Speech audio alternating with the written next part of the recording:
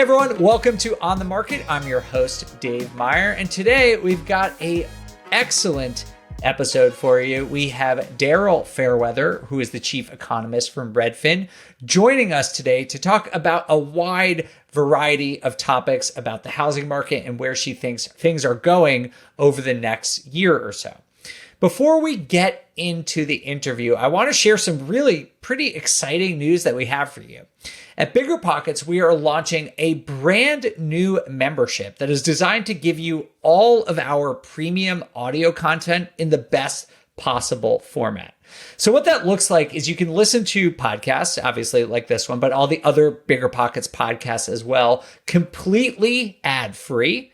You also get access to our entire library of audiobooks. That is 37 different audiobooks that you get unlimited access to, all for a really low price of $100. Like if you were going to buy all those audiobooks, I don't even know what it would be, but it would be $700, thousands of dollars. And you're getting all of that for $100, in addition to bonus episodes of On the Market and AMAs. If you've never heard of an AMA, it just stands for Ask Me Anything. And I'm going to be doing one in the next couple of days where I'm going to take questions from all of you and just answer anything you got about economics, about the housing market, about what it's like to live in Amsterdam, because everyone seems to want to ask me that question. You can ask me anything and I will be answering them. Other hosts of other BiggerPockets shows are going to be doing the same thing.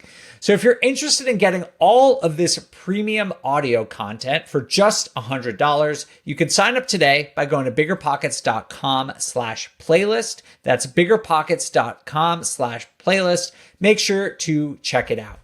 With that, we are going to take a quick break, and then we're going to be back with our interview today, which again is with Daryl Fairweather, who's the chief economist from Redfin. We're going to talk all about whether it's cheaper to rent or to buy, what's going on with insurance in California and Florida, how affordability is dictating the housing market, and a whole lot more.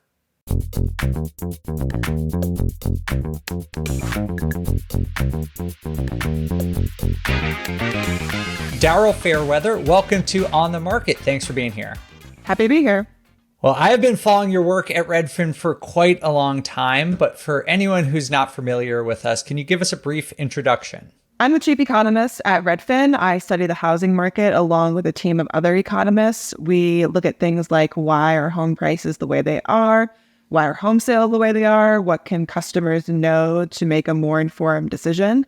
And we look at the whole economy, look at the housing market. We deliver that information to our customers, our agents, and our executives. And what are some of the big trends that you've seen over the first half of the year? This year has just been really slow in terms of the volume of sales. Because mortgage rates are much higher now than they were last year, we're seeing way fewer buyers in the market, but also fewer sellers. Plenty of homeowners locked into record low mortgage rates during the pandemic, and they don't want to give those up, which means that even though mortgage rates are high, it hasn't really translated into prices coming down. It just means less volume. And do you expect these trends to continue over the second half of the year? I think these trends are going to fizzle out. It's kind of an open question as to how long that could take, but eventually people will either get used to these higher rates or rates will come down because inflation has slowed down. And that's probably going to happen sometime next year, but we don't know if it's going to happen towards the beginning of the year or towards the end of the year, or if even longer it might take. Yeah, I think that's what we've all been seeing. And obviously no one knows when interest rates are going to change, but we'll be anxiously awaiting that.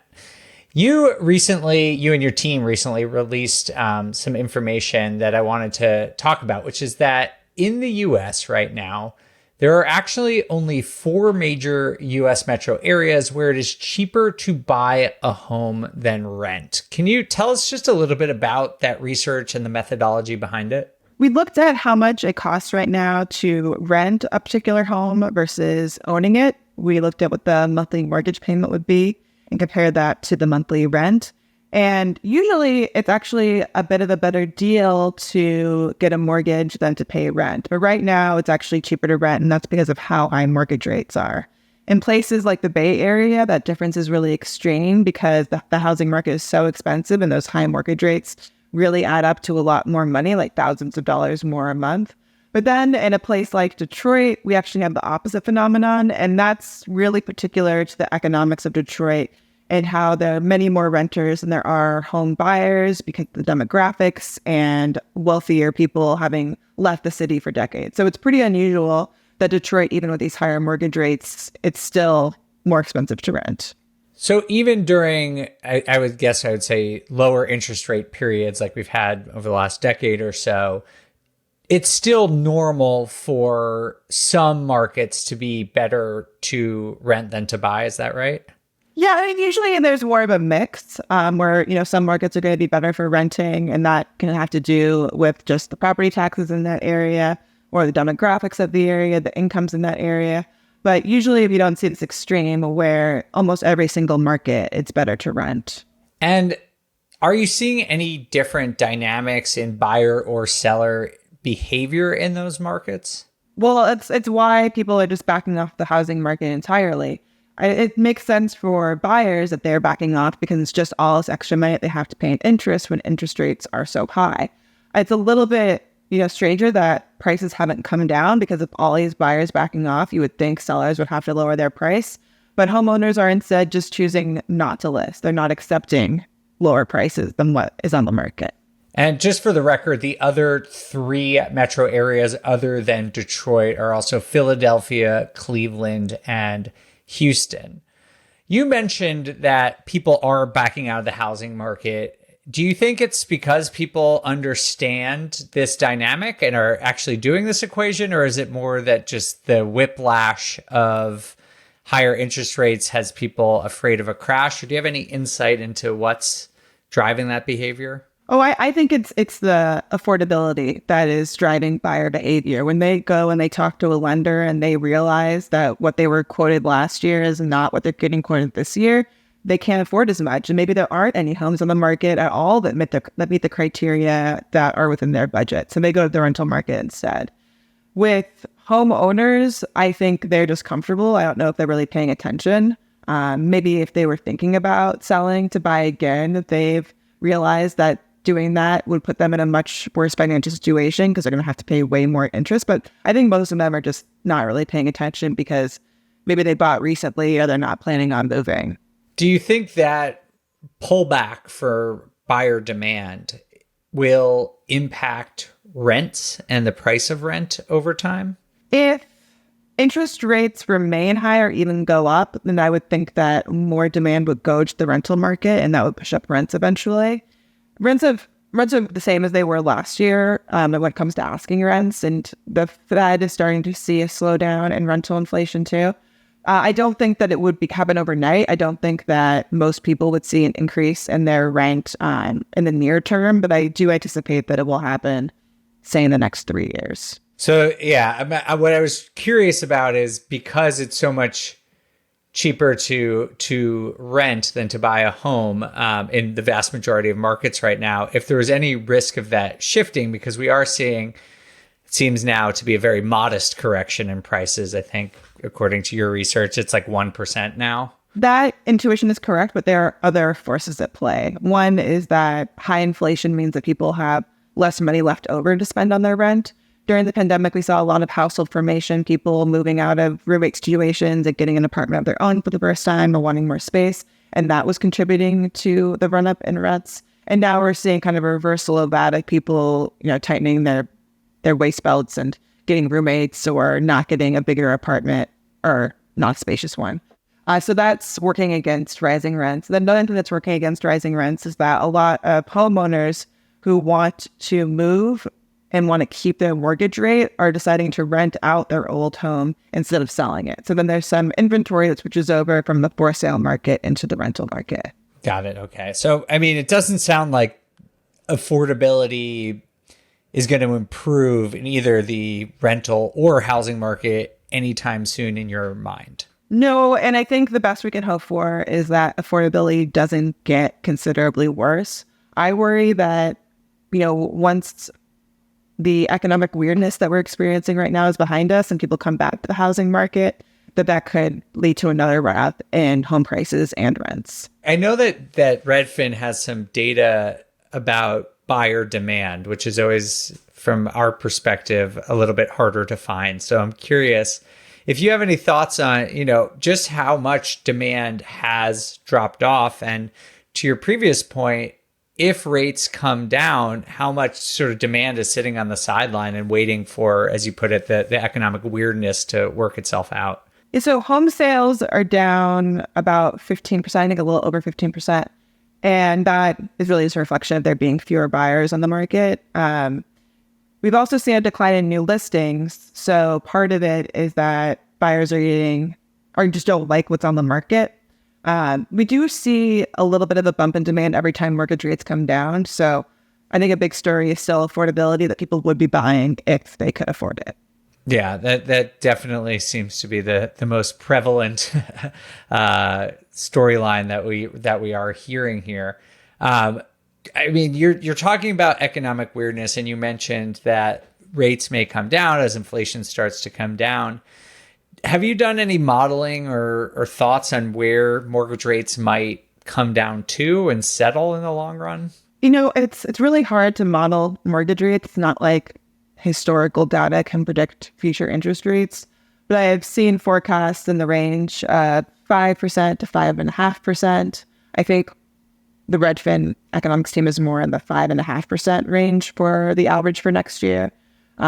Right now, we're sitting close to 7%. So it's kind of hard to imagine rates falling back to a place where it would encourage homeowners to start listing again. But I think it could fall enough to see a lot of buyers return to the market. I was just going to ask about that, because that would, I guess, support your theory that it would go up again if it's low enough to increase demand, but not low enough to increase supply. We're in this weird world where, like, I feel like for years, people and analysts were saying when interest rates go up, supply is going to spike. That's going to create this downward pressure on prices. Clearly, that hasn't happened in the way that, in any dramatic way, at least. And I'm curious, could the opposite happen, whereas it's going to take interest rates to drop for inventory to go up, which is basically, from my understanding, sort of the opposite of the historical pattern? So the historical pattern is worsening affordability, at least since the Great Recession. So right now, with mortgage rates being higher, prices being slightly lower, affordability, the cost of a mortgage payment, is up about 15%. If we were in a world where mortgage rates were still at 3%, then I think we would have seen prices go up another 15% this year to worsen affordability by that much. So regardless of what happens to interest rates, the reason that affordability is continuing to worsen is because we have a fundamental lack of supply, and only increasing supply is going to bring down affordability, make homes more affordable, or at least make them not become extremely unaffordable. Just switching gears a little bit, some of the research you and your team do that I'm always really interested in is about migration patterns. It seems that, at least anecdotally, that some of the really dramatic migration trends from the pandemic are slowing down. Is that what you're seeing? We're seeing fewer home purchases, down about 15%, like I said. But out of the people who are buying homes, a record share of them are moving outside of their metro area. We have people still leaving San Francisco for Phoenix and for Las Vegas. We have New Yorkers moving to Miami or to the Carolinas. So that is still happening. And in fact, with mortgage rates being so high, the only time it can often make sense for a homeowner to sell their home and move somewhere else and still be able to lower their payment is to move somewhere much more affordable. And where are the most affordable housing markets right now? I think I'll tell you which one's the most popular migration destination. So it's Phoenix, Miami, Sarasota, Tampa. I think Las Vegas is still on the list. Houston, I believe, is on the list. If not, Houston and Dallas. But it's all these kinds of Sunbelt areas. Those are really popular because it's easy to build housing there. Land is cheap. You can get a home for a much lower price than on the coast, but it still has warm weather. Now, the Midwest and a lot of the Northeast is still as affordable as the southern part of the country, but it's not as attractive, probably because of the weather, where the Midwest has kind of been in industrial decline for a lot, many, many years. So that also contributes, like where are the job opportunities? A lot of them are in Florida and Phoenix. Your team released an article about some of these migration patterns and how a lot of them are in disaster-prone areas like Phoenix being drought prone, or I think it might even be in a drought, and Florida having high risks of flooding. How do you think that's going to impact the housing market over the long run in those areas? I think those places are going to have to figure out a way to adapt to climate change in order to sustain this kind of migration. I'm a little bit less, I don't think that people are going to stop moving to Florida. I don't think people are going to stop moving to Phoenix unless the affordability changes, which it very well might. Like when homes start costing more because property insurance is going up, or there's higher property taxes to fund initiatives that would make these areas more resilient to climate change, that I think people will maybe slow down moving there. But if these places are able to adapt without prices going up too much, then I think they would still be attractive. So maybe it's people become more knowledgeable about how much the cost of climate change might be for them. We have information on Redfin regarding flood scores and other climate measures to help people understand that. I think once people understand that, they might factor it into their affordability equation, but affordability is top of mind for home buyers. Well, it seems really relevant because at least in Florida recently, there's been all this news about the cost of insurance. I think they're projecting premiums to go up 40% this year. In California, two major insurance companies have decided to stop issuing new policies. Do you think that is a trend that's going to continue? And what are the implications of that? I've just never really seen any historical precedent for this situation where people who have mortgages and legally need to have insurance might not be able to find it. Yes. So the reason this is happening is that in California, for example, wildfire risk is projected to increase, and construction costs, building new homes, that has been going up and will likely continue to go up in California. So insurers, they worry about how often is a home going to get burnt down and what is the cost of rebuilding the home. So both those factors are getting worse for insurance companies, and they could theoretically pass that cost on to consumers and just charge more so that they are making a profit still. But I believe that California has restricted their ability to increase prices. So some of them, like State Farm, are pulling out entirely. I see. Yeah, from what I understand, in Florida, flood risk is increasing, but it's being just directly passed to consumers. So we've heard stories of people's insurance premiums going up by thousands, tens of thousands of dollars, and that being a real shock that they have to bear because of this increased risk. Are there other markets other than Florida and California that you think might be in similar situations? I mean, I would expect that any place that sees an increased risk of natural disaster that would impact a home would see an increase in premiums. The only places where you might see markets pull out is when there's some kind of regulation that prevents insurers from raising their costs. But I think most people over time will see rising costs that, it's hard to attribute any natural disaster to climate change, but when you start to see the risk increase year over year, then I think you can make the correlation. Got it. Yeah, I see. And I think eventually there's sort of like this domino effect, right? Where if the costs keep going up, demand goes down, and that could negatively impact home prices in those areas. But there's sort of like a couple of steps away from that. Well, I think we could actually see a run up in prices followed by a leveling off or even a decline, because part of the problem is that, a home in California is not built for flood. It's not built for extremely cold weather. But if you have more of these really anomalous weather events happening, then those homes are impacted in a way that like a home that is built for those kinds of disasters wouldn't be. The same way that in California, homes are built for earthquakes, but other places they're not. So I think that over time, people would adapt their homes to make them more resilient to climate change, and that could bring down the impact and maybe bring down insurance costs as well. But I think in the short term, it's likely that insurance costs would go up. Yeah, it's interesting. I have a property I own in Colorado, and it's been really difficult to find insurance. It's always there, but I haven't been able to I have been able to find insurance, but not like the quality or the full coverage that I want. Actually, right before we started recording, I got an email from our HOA that there's like a fire like within a mile of that place. And so hopefully it's okay, but it just shows you like these things really do impact homeowners, property owners all across the country. Even if you can find insurance, you need to make sure that you're able to get the right kind and quality to protect yourself against whatever the risks might be in your given area. Absolutely.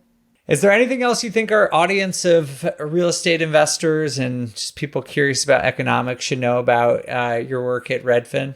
I'm always just focusing a lot on what I see as the fundamental issue with the housing market, which is the lack of supply.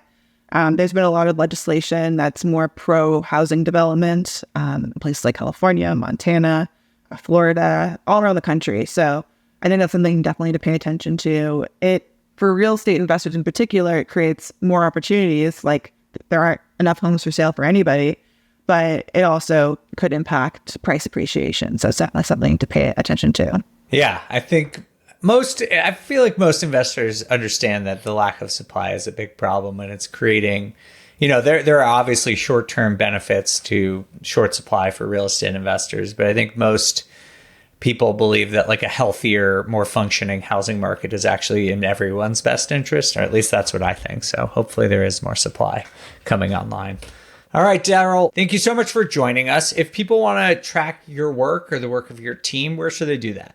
You can Google Redfin News. That's where all of our reports go. You can also follow me on Twitter at Fairweather, Ph.D, or Instagram or LinkedIn or wherever. I post on all the channels. All right. Well, thank you so much for being here. We really appreciate it. Thank you.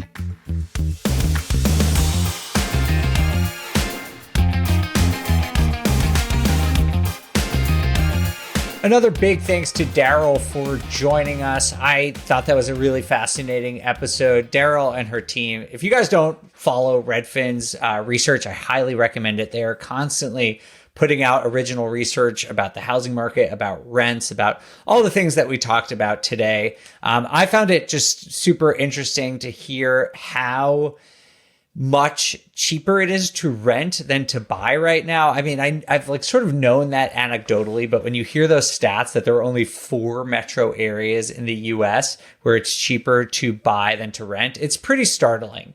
But I also do want to just caveat and say that the research that Daryl and her team are doing around that is really just for home buyers, right? That's for people who are buying their primary residence. It's not for people who are collecting rent. It's not for people who are considering house hacking or doing a value add project. That's just if you're buying your primary residence. So I don't want anyone, it's definitely information that is worth taking note of, especially if you're buying a primary residence. But, if you are doing some of the more traditional real estate strategies, that's not what she and her team have been looking into. So again, thank you for Daryl, and thank you all for listening. Again, if you want to start listening to this show completely ad-free, if you want to listen to the AMA that I'm doing in the next couple of days, if you want to listen to some bonus episodes, make sure to sign up for the new Bigger Pockets content subscription. You can just go to biggerpockets.com/playlist. That's biggerpockets.com/playlist. Thanks again. We'll see you next time. On the Market is created by me, Dave Meyer, and Kaylin Bennett. Produced by Kaylin Bennett. Editing by Joel Esparza and Onyx Media. Research by Pooja Jindal. Copywriting by Nate Weintraub. And a very special thanks to the entire Bigger Pockets team. The content on the show On the Market are opinions only. All listeners should independently verify data points, opinions, and investment strategies.